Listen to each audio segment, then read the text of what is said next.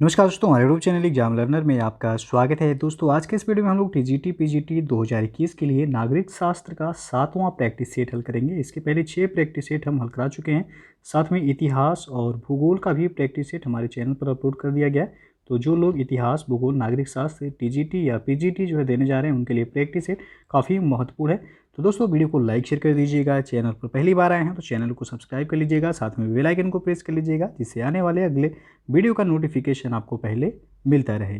PDF इसका हमारे Telegram channel पर मिल जाएगा। नीचे डिस्क्रिप्शन में टेलीग्राम का लिंक दे दिया गया, वहाँ से ज्वाइन करके आप पीडीएफ भी डाउनलोड कर सकते हैं। तो चलिए जो है शुरू करते हैं।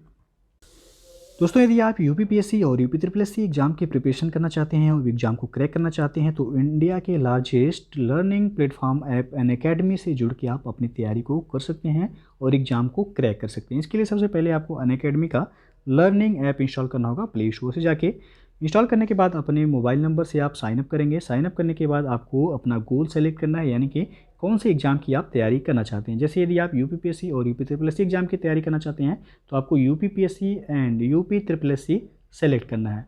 सेलेक्ट करने के बाद आपके सामने जो है उसी से रिलेटेड वीडियो देखने को मिलेगा।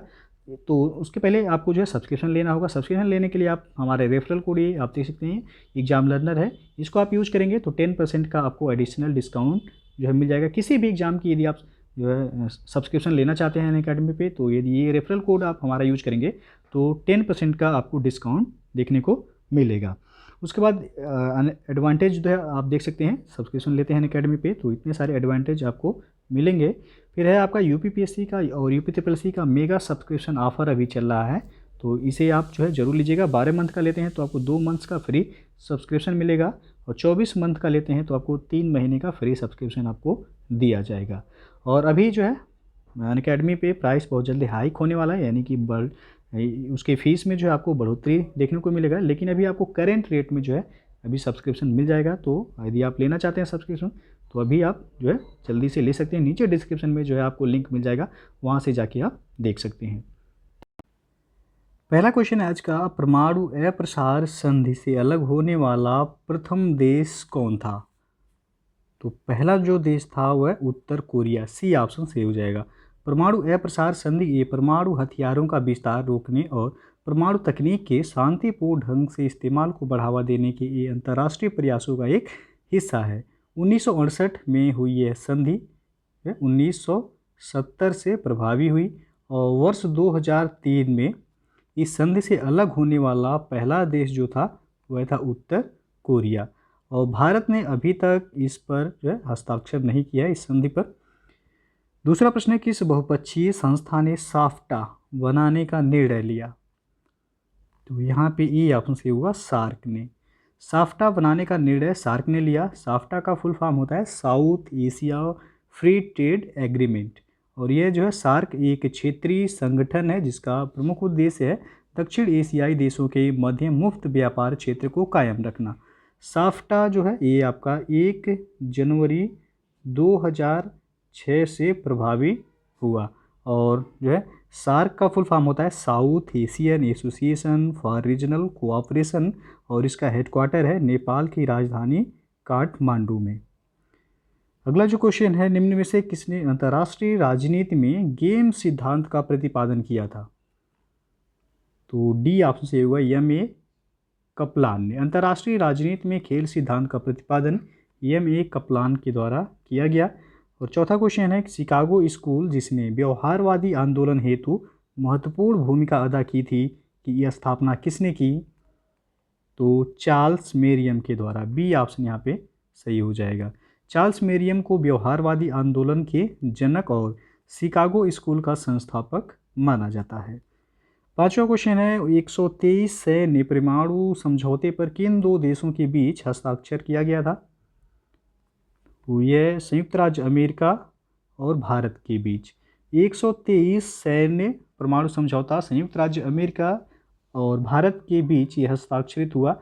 यह समझौता अमेरिका के परमाणु ऊर्जा अधिनियम 1954 की धारा 123 के तहत किया गया, इसीलिए इसका नाम 123 समझौता पड़ गया। इस समझौते पर 1 अगस्त 2007 को सहमति बनी थी।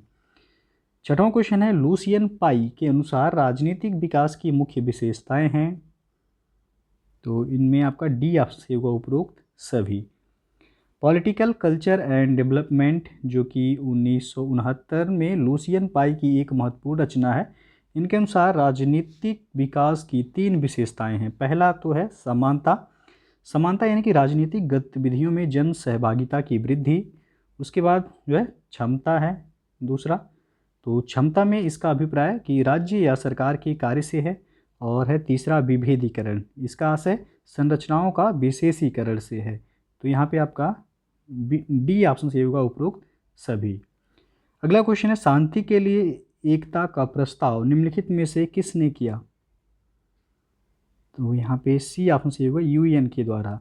विश्व शांति की स्थापना के क्षेत्र में महासभा में को उपयोगी बनाने का महत्वपूर्ण प्रयास 3 नवंबर 1950 को किया गया, जिस दिन शांति के लिए एकता प्रस्ताव स्वीकार किया गया था। तो यह यूएन के द्वारा किया गया था, यूनाइटेड नेशन के द्वारा। अगला क्वेश्चन है प्रथम गुट निरपेक्ष आंदोलन का शिखर सम्मेलन हुआ था। तो यह बेलग्रेड में हुआ था, डी ऑप्शन सही हो जाएगा। गुट निरपेक्षता ये तीसरी दुनिया की सामूहिक आवाज़ है। यह विश्व को लोकतांत्रिक बनाने की साझी मांग है और यह साम्राज्यवाद, उपनिवेशवाद एवं रंगभेद की नीति को समाप्त करने का सामूहिक आंदोलन है। गुट निरपेक्ष आंदोलन का प्रथम शिखर सम्मेलन बेलग्रेड में हुआ था और यह 1961 में हुआ था। 9वां क्वेश्चन है निम्नलिखित में से किस प्रधानमंत्री ने विशुद्ध गुट निरपेक्षता के विचार को प्रतिपादित किया। तो वह थे मोरारजी देसाई, बी विकल्प सही हो जाएगा यहाँ पे। 1977 में प्रधानमंत्री बने मोरारजी देसाई ने यूएसए और यह रूस से समान दूरी बरतने के उद्देश्य से विशुद्ध गुट निरपेक्षता के विचार को इन्होंने प्रतिपादित किया था। और अगला जो क्वेश्चन है जिला जज की नियुक्ति का संबंध संविधान के किस अनुच्छेद से है। तो यह अनुच्छेद 233, ये ऑप्शन यहाँ पे सही हो जाएगा। और अगला जो क्वेश्चन है ओम्बड्समैन संस्था सर्वप्रथम कहाँ प्रारंभ हुई थी। तो यह हुआ था स्वीडन में, सी विकल्प सही हो जाएगा यहाँ पे। ओम्बड्समैन रूपी संस्था की स्थापना सर्वप्रथम स्वीडन के द्वारा 1709 ईस्वी में की गई थी और इस संस्था की स्थापना का मुख्य उद्देश्य सत्ता के दुरुपयोग को रोकना है ताकि प्रशासन प्रभावी रूप से कार्य कर सके। अगला जो क्वेश्चन है लोक नीति निर्माण का कौन सा प्रतिरूप यह कहता है कि नीतियों का बदलती परिस्थितियों के अनुसार समायोजन करना चाहिए। तो वृद्धि संबंधित प्रतिरूप कहता है, बी ऑप्शन यहाँ सही हो जाएगा। और 13वां क्वेश्चन है निम्नांकित में से किसने आलोचना करते हुए कहा है कि नौकरशाही वह संगठन है जो अपनी त्रुटियों से सीखने के बावजूद अपने व्यवहार में सुधार नहीं कर सकता। तो वह है यम क्रोजियर, बी ऑप्शन यहाँ पे सही हो जाएगा। नौकरशाही की आलोचना करते हुए यम क्रोजियर ने कहा है कि नौकरशाही वह संगठन है जो अपनी त्रुटियों से सीखने के बावजूद भी अपने व्यवहार में सुधार नहीं कर सकता। 14वां क्वेश्चन है हर्बर्ट साइमन का योगदान किस क्षेत्र में प्रसिद्ध है। तो इनका निर्णय निर्माण के क्षेत्र में जो है योगदान प्रसिद्ध है, बी ऑप्शन सही हो जाएगा। और इनके द्वारा एक जो रचना है वह एडमिनिस्ट्रेटिव बिहेवियर जो कि 1947 में यह प्रकाशित हुई थी। अगला क्वेश्चन है निम्न में से किसने लोक प्रशासन तथा निजी प्रशासन में भेद नहीं किया है। तो वह है हेनरी फियोल, ये ऑप्शन सही हो जाएगा। तो 16वां क्वेश्चन है नीति आयोग है। तो नीति आयोग ये आपका एक स्टाफ अभिकरण हो जाएगा, ये ऑप्शन यहाँ सही होगा। नीति आयोग एक स्टाफ अभिकरण है, यह एक थिंक टैंक की तरह काम करता है। वर्ष 2015 में योजना आयोग के स्थान पर इसकी स्थापना की गई थी। और आपको बता दें कि स्टाफ ये आपका परामर्शदात्री निकाय है जो कि योजना और नीति निर्माण में सहायक की भूमिका निभाता है। तो इसकी स्थापना यदि पूछा जाए नीति आयोग का तो 1 जनवरी 2015 को, पहले इसका जो नाम था वह था योजना आयोग। योजना आयोग की स्थान पर जो है नीति आयोग की स्थापना की गई है। 17वां प्रश्न है प्रशासन का बुनियादी और आवश्यक तत्व कौन सा है। तो वह संगठन, सी ऑप्शन यहाँ पे सही हो जाएगा। अगला जो क्वेश्चन है प्रशासनिक कृत्यों और निर्णयों की वैधता के निर्धारण करने की न्यायालयों की शक्ति को जाना जाता है। तो न्यायिक समीक्षा, ये ऑप्शन यहाँ पे सही हो जाएगा। प्रशासनिक कृतियों और निर्णयों की वैधता को निर्धारण करने की न्यायालयों की शक्ति को न्यायिक समीक्षा के रूप में जाना जाता है। न्यायिक समीक्षा का अर्थ है एक कानून या एक आदेश की समीक्षा और वैधता निर्धारित करने के लिए न्यायपालिका की शक्ति के प्रयोग से है। 19वां प्रश्न है, मूनी के अनुसार संगठन का सार्वभौमिक सिद्धांत कौन सा है? तो है पद सोपान। डी ऑप्शन यहाँ सही हो जाएगा। प्राचीन काल में किस देश में प्रतियोगिता के माध्यम से लोक सेवा में भर्ती होती थी? तो है चीन में होता था। ए ऑप्शन यहाँ पे सही हो जाएगा। ब्यूरोक्रेसी शब्द का प्रयोग सर्वप्रथम किसने किया है? तो यहाँ पे ए ऑप्शन सही होगा, वी.डी. गार्ने ने। ब्यूरोक्रेसी शब्द का जो प्रथम प्रयोग वर्ष 1746 में विंसेंट डी गार्ने ने किया, और गार्ने के अनुसार फ्रांस में हमारी एक बीमारी है जो हमें तबाह कर रही है, वह बीमारी है ब्यूरोमोनिया। अगला क्वेश्चन है, किस संवैधानिक संशोधन के कारण वर्तमान के पंचायती राज संस्थाओं का जन्म हुआ? तो 73वां संविधान संशोधन अधिनियम 1992 के द्वारा पंचायती राज संस्थाओं का जन्म हुआ, और 74वें संविधान संशोधन जो कि यह भी 1992 में हुआ था, इसके द्वारा नगरीय निकाय का गठन किया गया था। तो यहाँ पे जो है आपका बी ऑप्शन सही होगा, पूछा गया पंचायती राज संस्थाओं का जन्म तो 73वां संविधान संशोधन अधिनियम 1992 के द्वारा। अगला क्वेश्चन है, सूची 1 को सूची 2 के साथ मिलान करना है और कोड के माध्यम से बताना है कि कौन सा विकल्प यहाँ सही होगा। तो सबसे पहले आनुपातिक प्रतिनिधित्व, तो यहाँ पे आनुपातिक प्रतिनिधित्व का संबंध हो जाएगा थॉमस हेयर से, ए का दूसरा। फिर है व्यावसायिक प्रतिनिधित्व, तो इसका संबंध होगा GDH कोल से, बी का हो जाएगा तीसरा। फिर है एक व्यक्ति एक मत, तो इनका संबंध हो जाएगा जर्मी बेंथम से, यानी कि जे बेंथम से, सी का हो जाएगा चौथा। और लास्ट में बचा एक से अधिक मत का अधिकार, तो हो जाएगा JS मिल, डी का पहला। 2, 3, 4, 1 जिस ऑप्शन में होगा वो सही होगा, तो बी ऑप्शन यहाँ सही हो जाएगा। भारत में सामान्य निर्वाचन हेतु एक निर्वाचन क्षेत्र का निर्धारण किया जाता है, तो परिसीमन आयोग के द्वारा किया जाता है, ये विकल्प यहाँ सही हो जाएगा। और यह आयोग जो है भारत सरकार द्वारा परिसीमन अधिनियम के अंतर्गत स्थापित आयोग है। इस संबंध में अधिसूचना भारत के राष्ट्रपति के द्वारा जारी की जाती है।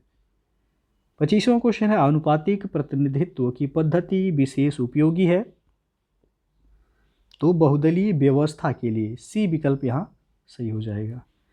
किसने कहा है कि सभी की सांप्रदायिकता हानिकारक है? अल्पसंख्यक सांप्रदायिकता का तर्क पृथकता है और बहुसंख्यक सांप्रदायिकता अंततः फासिज्म में फलीभूत होती है। तो बिपिन चंद्रा ने, सी ऑप्शन सही हो जाएगा। बिपिन चंद्र ने कहा है कि सभी की सांप्रदायिकता हानिकारक है और अल्पसंख्यक सांप्रदायिकता का तर्क पृथकता है और बहुसंख्यक सांप्रदायिकता अंततः फासिज्म में यह फलीभूत होती है। 27वां प्रश्न है, एकमात्र जनजातीय नेता जिन्हें भारतीय संसद के संग्रहालय में चित्रण द्वारा सम्मानित किया गया है, तो वो है बिरसा मुंडा, बी ऑप्शन सही हो जाएगा यहाँ पे।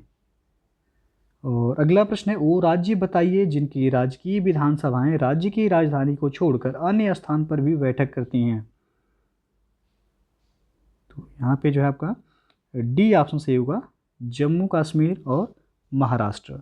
जम्मू कश्मीर और महाराष्ट्र जो है राज्य की विधानसभाएं राज्य की राजधानी को छोड़कर अन्य स्थान पर भी ये बैठक आयोजित करती हैं।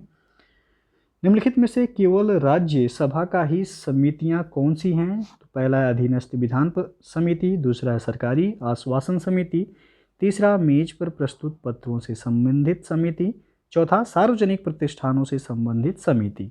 तो नीचे दिए गए कोड से सही उत्तर का चयन करें। तो यहाँ पे अधीनस्थ विधान समिति हो जाएगा, सरकारी आश्वासन समिति और मेज पर प्रस्तुत पत्रों से संबंधित समिति। चौथा इसमें नहीं होगा, सार्वजनिक प्रतिष्ठानों से संबंधित समिति। तो 1, 2, 3 यानी कि डी ऑप्शन यहाँ आप देख सकते हैं सही हो जाएगा। अगला जो प्रश्न है, भारतीय संसद से अभिप्राय है, तो डी ऑप्शन सही होगा, राष्ट्रपति, राज्यसभा और लोकसभा से। संविधान के अनुच्छेद 79 के अनुसार जो है संघ के लिए एक संसद होगी जो राष्ट्रपति और 2 सदनों से मिलकर बनेगी, जिसके नाम है राज्यसभा और लोकसभा। तो इस प्रकार जो है संसद जो है राष्ट्रपति, राज्यसभा और लोकसभा से मिलकर गठित होगी। 31वां क्वेश्चन है, लोकसभा का कार्यकाल है। तो लोकसभा का कार्यकाल 5 वर्ष के लिए होता है। डी ऑप्शन यहाँ पे सही हो जाएगा। और लोकसभा के सदस्यों की अधिकतम संख्या कितनी हो सकती है? तो 552 अधिकतम संख्या हो सकती है। अगला जो प्रश्न है, प्रत्येक संसदीय प्रणाली में संसद के बैठकों में प्रश्नों के लिए अलग से समय निर्धारित किया जाता है, जिसे कहते हैं, तो वह कहलाता है प्रश्नोत्तर काल। सी ऑप्शन यहाँ पे सही हो जाएगा। और 33वां क्वेश्चन है, संविधान का कौन सा अनुच्छेद यह कहता है कि सभी प्राधिकरण भारत के उच्चतम न्यायालय की सहायता करेंगे? तो यह अनुच्छेद 144। भारतीय संविधान के अनुच्छेद 144 के अनुसार भारत के राज्य क्षेत्र के सभी सिविल और न्यायिक प्राधिकारी उच्चतम न्यायालय की सहायता में कार्य करेंगे। 34वां प्रश्न है, निम्न में से कौन भारतीय संविधान की समवर्ती सूची में है? तो वह शिक्षा। ये ऑप्शन सही हो जाएगा यहाँ पे। भारत के मूल संविधान में कुल 8 अनुसूचियाँ थीं, आपको पता होगा, और वर्तमान में इनकी संख्या जो हो गई है वह 12 हो गई है। 7वीं अनुसूची में संघ और राज्यों के मध्य शक्तियों के विभाजन के बारे में दिया गया है। इसके तहत 3 सूचियाँ हैं, जिसमें पहला संघ सूची, उसके बाद राज्य सूची और समवर्ती सूची।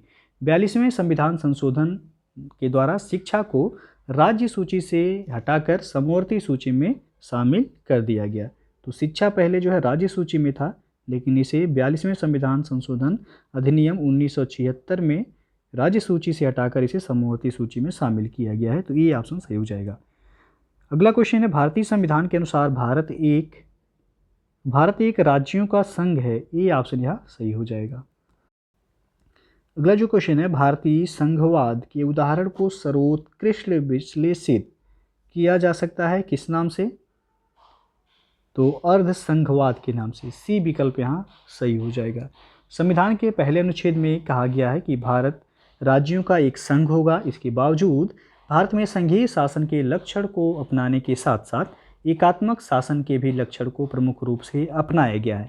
संघवाद के साथ एकात्मकता की ओर झुकाव यह भारतीय संविधान के प्रमुख लक्षण है। इसी कारण केसी व्हीयर ने इन जो है अर्ध संघात्मक राज्य कहा है। भारतीय संविधान को इन्होंने अर्ध संघात्मक राज्य कहा है। तो क्वेश्चन पूछा जा सकता है कि किसने कहा है कि भारतीय संविधान जो है ये अर्ध संघात्मक राज्य है? तो केसी व्हीयर ने।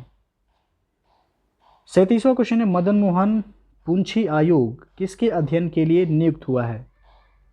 तो यहाँ पे ये ऑप्शन सही होगा, केंद्र राज्य संबंध के लिए। केंद्र राज्य संबंधों की समीक्षा के लिए केंद्र सरकार द्वारा वर्ष 2005 में सर्वोच्च न्यायालय के पूर्व मुख्य न्यायाधीश मदन मोहन पुंछी की अध्यक्षता में पुंछी आयोग का गठन किया गया। आयोग ने पूरी रिपोर्ट वर्ष 2010 में जो है केंद्र सरकार को सौंपा था। लेकिन केंद्र राज्य संबंधों से एक महत्वपूर्ण जो संबंधित आयोग है वह सरकारिया आयोग, जो कि हमेशा परीक्षा में पूछा जाता है। सरकारिया आयोग का संबंध किससे है? तो केंद्र राज्य संबंध से। अगला जो क्वेश्चन है, भारतीय संविधान में समानता का अधिकार 5 अनुच्छेदों द्वारा प्रदान किया गया है। यह है, तो आप सबको पता होगा, अनुच्छेद 14 से लेकर के 18 तक। सी ऑप्शन यहाँ सही हो जाएगा। अनुच्छेद 14 में है विधि के समक्ष समता। अनुच्छेद 15 में है धर्म, मूल वंश, जाति, लिंग या जन्म स्थान के आधार पर भेदभाव का निषेध। अनुच्छेद 16 में है लोक नियोजन में अवसर की समता। और अनुच्छेद 17 में है अस्पृश्यता के अंत का प्रावधान। और अनुच्छेद 18 में उपाधियों के अंत की बात कही गई है। 39वां क्वेश्चन है, भारत के संविधान के अनुसार निम्नलिखित में से कौन सा अधिकार आपातकाल में छीना नहीं जा सकता है?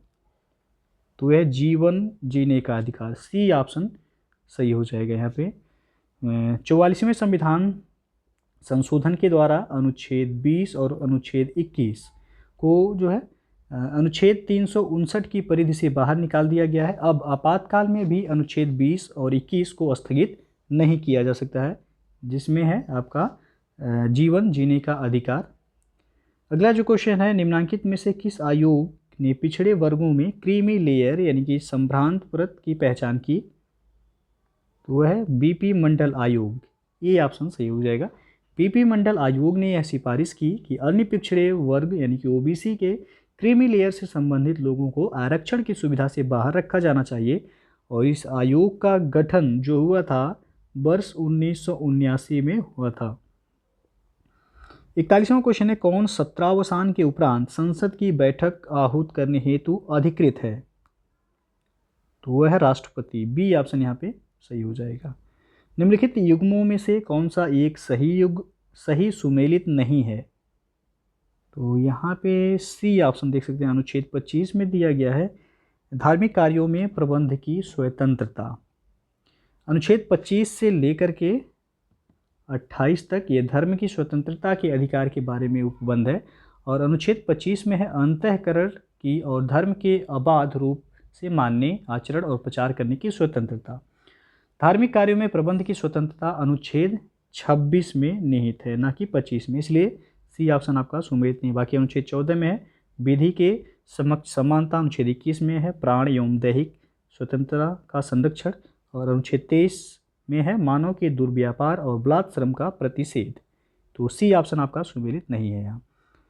43वां क्वेश्चन है, संविधान के कौन से अनुच्छेद में यह प्रावधान है कि राज्य नीति के निर्देशक तत्वों को न्यायालय में नहीं लाया जा सकता? तो यहाँ पे जो सही हो जाएगा आपका बी ऑप्शन, अनुच्छेद 37।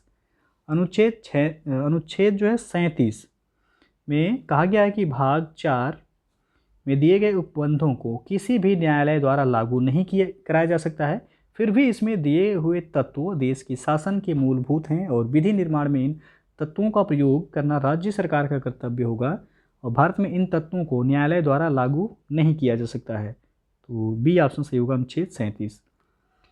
44वां क्वेश्चन है, निम्नलिखित में से किस समिति की सिफारिश पर मौलिक कर्तव्यों को भारतीय संविधान में जोड़ा गया है? काफ़ी महत्वपूर्ण क्वेश्चन है, ये पूछा जा सकता है। तो यहाँ पे सी ऑप्शन सही होगा, स्वर्ण सिंह समिति। भारतीय संविधान के भाग 4 ए में जो है और अनुच्छेद यदि पूछा है तो अनुच्छेद 51A जोड़कर इसके अंतर्गत जो है नागरिकों के मूल कर्तव्यों को 42वें संविधान संशोधन 1976 के द्वारा शामिल किया गया था, जो कि सरदार स्वर्ण सिंह समिति की संस्तुति पर आधारित था। इसमें कुल 10 मौलिक कर्तव्य को शामिल किया गया था और वर्तमान में मूल कर्तव्यों की संख्या जो है वह है 11। इसको अनुच्छेद 51 का में जो है और 86वें संविधान संशोधन सन 2002 में इसे जोड़ा गया है। और यह है 6 से 14 वर्ष तक के बच्चों को निःशुल्क एवं अनिवार्य शिक्षा का अधिकार जो है। तो यहाँ पे सी ऑप्शन सही हो जाएगा आपका, स्वर्ण सिंह समिति। 45वां प्रश्न है, भारत के संविधान में 10वीं अनुसूची जोड़ी गई है। तो 52वें संविधान संशोधन अधिनियम के द्वारा जो है भारतीय संविधान में, और यह दल बदल के रोकथाम संबंधी प्रावधान इसमें किए गए हैं। अगला जो क्वेश्चन है, भारतीय संघ में एक नया राज्य सम्मिलित किया जाना हो तो संविधान की किस अनुसूची में संशोधन आवश्यक होता है? तो पहले अनुसूची में संशोधन आवश्यक होता है, ये ऑप्शन यहाँ सही हो जाएगा। और भारतीय संविधान की पहली अनुसूची में राज्य एवं संघ राज्य क्षेत्रों के बारे में उपबंधित किया गया है, और संविधान के अनुच्छेद 3 में नए राज्यों का निर्माण और वर्तमान राज्यों के क्षेत्रों, सीमाओं या नामों में परिवर्तन का प्रावधान किया गया है। 47वां क्वेश्चन है, निम्नांकित का सही कालानुक्रमिक अनुक्रम बताइए। तो पहला है 42वां संविधान संशोधन अधिनियम, तो ये आपका हो जाएगा 1976 में हुआ था। फिर है A.K. गोपालन बनाम मद्रास राज्य का मामला, तो ये 1950 में हुआ। फिर है आंतरिक आपातकालीन स्थिति की घोषणा 1975 में, और केशवानंद भारती बनाम केरल राज्य का मामला ये आपका 1973 में, 1973 होगा ये।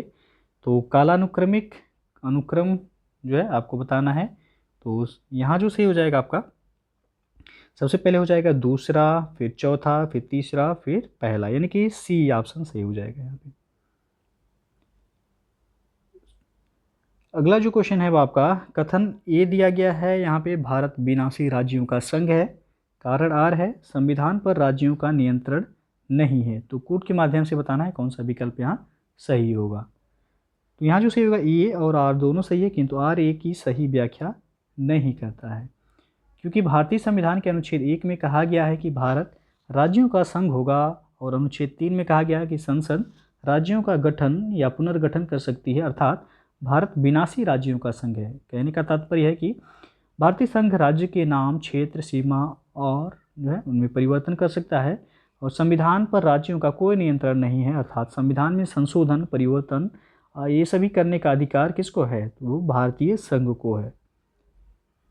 अगला क्वेश्चन है, भारत संघ से किसी राज्य के पृथक होने को प्रतिबंधित किया गया है? तो यहाँ पे आपका ए ऑप्शन सही होगा।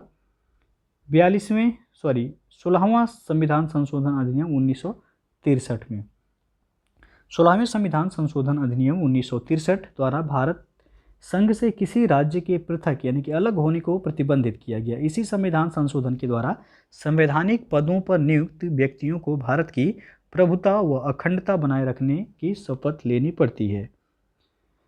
50वां क्वेश्चन है, संविधान के किस अनुच्छेद के तहत यह उपबंधित है कि निर्वाचक नामावली धर्म, मूल वंश, जाति या लिंग के आधार पर तैयार नहीं की जाएगी? तो यह अनुच्छेद 325। और अगला क्वेश्चन है, भारतीय संविधान का अनुच्छेद 333 सुनिश्चित करता है? तो यह आपका ये ऑप्शन से होगा, राज्य की विधानसभा में एंग्लो इंडियन समुदाय के प्रतिनिधित्व को। और 52वां क्वेश्चन है, भारत के प्रतिस्पर्धा आयोग यानी कि CCI ने किस संगठन का स्थान लिया है? तो इन्होंने एकाधिकार एवं प्रतिबंधात्मक व्यापार व्यवहार आयोग यानी कि MRTPC का स्थान लिया है। डी विकल्प यहाँ सही हो जाएगा। भारतीय प्रतिस्पर्धा आयोग यानी कि CCI ये भारत सरकार का एक सांविधिक निकाय है जो कि प्रतिस्पर्धा नियम 2002 के प्रवर्तन के लिए ये उत्तरदायी है, और मार्च 2009 में इसे विधिवत रूप से गठित किया गया था। राघव समिति की अनुशंसा पर एकाधिकार तथा अवरोधक व्यापार व्यवहार अधिनियम 1969 यानी कि MRTPC को निरस्त कर इसके स्थान पर प्रतिस्पर्धा अधिनियम 2002 लाया गया था, जिसका उद्देश्य स्वच्छ प्रतिस्पर्धा को बढ़ावा देना है। तो डी ऑप्शन यहाँ सही होगा। अगला क्वेश्चन है, आदि अंबेडकर समाज आंदोलन किस राज्य से संबंधित है? तो यहाँ पे आपका बी ऑप्शन सही होगा, पंजाब से। आदि अंबेडकर समाज आंदोलन जो कि 1920 में ये पंजाब राज्य से संबंधित है। यह आंदोलन दलितों के इतिहास को हड़प्पा और मोहनजोदड़ो की गौरव गाथा से जोड़ता है, और यूँ यह जो है ब्राह्मणवाद का मुखर विरोधी आंदोलन माना जाता है। अगला जो क्वेश्चन है, निम्नलिखित में से किसने भारत में कलेक्टर के पद का सृजन किया था? तो यहाँ पे सी ऑप्शन सही होगा, वारेन हेस्टिंग्स ने। भारत में कलेक्टर यानी कि DM के पद का सृजन वर्ष 1772 में वारेन हेस्टिंग्स द्वारा किया गया था, जिसका कार्य है प्रशासन का निरीक्षण करना, भूमि राजस्व वसूलना और जिले की कानून व्यवस्था को बनाए रखना। अगला क्वेश्चन है, निम्नलिखित में से कौन सही सुमेलित नहीं है? तो यहाँ पे आप देख सकते हैं कि पहला ही ऑप्शन कार्ल मार्क्स का दिया गया है, man on the horse back. तो जो है man on the horse back के जो लेखक हैं वह हैं फाइनर, ना कि जो है कार्ल मार्क्स। तो पहला ही सुमेलित नहीं है। बाकी लॉस्की का है ग्रामर ऑफ पॉलिटिक्स, प्लेटो का स्टेट्समैन, पॉपर का है open society and it's enemies. अगला क्वेश्चन है, कांग्रेस के किस अधिवेशन में नेहरू की प्रेरणा से समाजवादी ढांचे का प्रस्ताव पारित हुआ? तो यह अवार्डी अधिवेशन 1955। डी विकल्प यहाँ पे सही हो जाएगा। यह जो है कांग्रेस का 60वां अधिवेशन था। कौन सा? तो कांग्रेस का 60वां अधिवेशन जो कि तमिलनाडु के अवार्डी में 1955 में यह संपन्न हुआ, जिसकी अध्यक्षता UN ढेवर ने की थी। किसने? तो UN ढेवर ने इसकी अध्यक्षता की थी। और इसी अधिवेशन में कांग्रेस ने नेहरू की प्रेरणा से समाज के समाजवादी ढांचे का प्रस्ताव पारित किया। इसके सदस्यों में अबुल कलाम आज़ाद थे, जवाहरलाल नेहरू, मोरारजी देसाई, लाल बहादुर शास्त्री, गुलजारी लाल नंदा और KN काटजू थे। अगला क्वेश्चन है, निम्नलिखित में से किसने राजनीति विज्ञान को शक्ति के विज्ञान के रूप में परिभाषित किया है? तो वह है कैटलिन। सी विकल्प यहाँ सही हो जाएगा। सर एडवर्ड गॉर्डन कैटलिन एक दार्शनिक थे। The function of political science जो कि 1956 में यह पुस्तक प्रकाशित हुई थी, यह उनकी एक महत्वपूर्ण पुस्तक है। और अपने एक निबंध the science of politics and Anglo American union में उन्होंने राजनीति विज्ञान को शक्ति के विज्ञान के रूप में परिभाषित किया है। अगला क्वेश्चन है, निम्नलिखित में से कौन से ग्रंथ से स्वामी दयानंद सरस्वती ने राजतंत्र की अवधारणा को लिया है? तो इन्होंने मनुस्मृति से, बी ऑप्शन सही हो जाएगा। मनुस्मृति से स्वामी दयानंद सरस्वती ने राजतंत्र की अवधारणा को लिया। और स्वामी दयानंद सरस्वती आधुनिक भारत के समाज सुधारक एवं महान चिंतक थे। इन्होंने राजाध्यक्ष तथा शासन की विभिन्न परिषदों एवं समितियों के लिए विभिन्न योग्यताओं का स्पष्ट उल्लेख करते हुए न्याय की व्यवस्था ऋषि प्रणीत ग्रंथों के आधार पर किए जाने का पक्ष इन्होंने लिया है। अगला क्वेश्चन है, मैकाइवर के अनुसार राज्य को निम्न में से कौन से संबंधित कार्य नहीं करने चाहिए? तो वह साहित्य एवं कला पर नियंत्रण, ये ऑप्शन सही हो जाएगा। 60वां क्वेश्चन है, निम्नलिखित में से अहिंसात्मक प्रतिरोध के सिद्धांत का जनक कौन है? तो यहाँ पे आपका बी ऑप्शन सही होगा, अरबिंदो घोष। और अगला क्वेश्चन है, निम्न में से किसने माना कि कौटिल्य का मंडल सिद्धांत शक्ति असंतुलन पर आधारित है? तो यहाँ डी ऑप्शन सही होगा, ए.एस. अल्टेकर ने। ए.एस. अल्टेकर ने माना है कि कौटिल्य का मंडल सिद्धांत शक्ति संतुलन पर आधारित है। और अर्थशास्त्र जो कि कौटिल्य की ही रचना है, उसके 6ठे अधिकरण के दूसरे अध्याय में कौटिल्य ने सुरक्षा एवं विदेश संबंधों के संबंध में मंडल सिद्धांत का वर्णन किया है। अगला क्वेश्चन है, निम्न में से किसकी क्रांतिकारी भूमिका पर बल देना माओ का सर्वाधिक मौलिक योगदान था?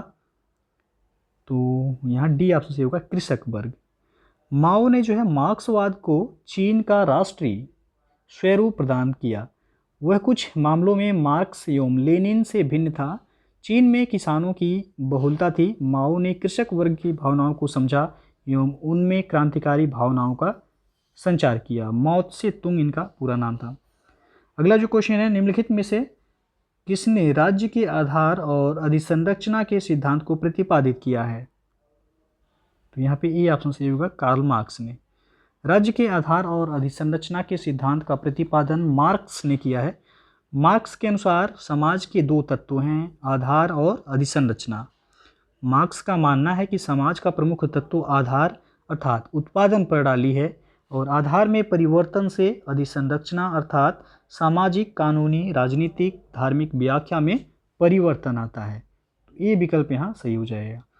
दोस्तों, ये था आपका जो है नागरिक शास्त्र का 7वां प्रैक्टिस सेट। इसके पहले 6 प्रैक्टिस सेट वो अपलोड हो चुके हैं। जो लोग नहीं देखें, चैनल के प्लेलिस्ट में जाके आप वहाँ से सभी वीडियो को देख सकते हैं। तो वीडियो यदि पसंद आया हो तो लाइक शेयर कर दीजिएगा। चैनल को सब्सक्राइब नहीं किए हैं तो चैनल को सब्सक्राइब कर लीजिएगा। साथ में बेल आइकन को प्रेस कर लीजिएगा, जिससे आने वाले अगले वीडियो का नोटिफिकेशन आपको पहले मिलता रहे। तो वीडियो को पूरा देखने के लिए बहुत बहुत धन्यवाद।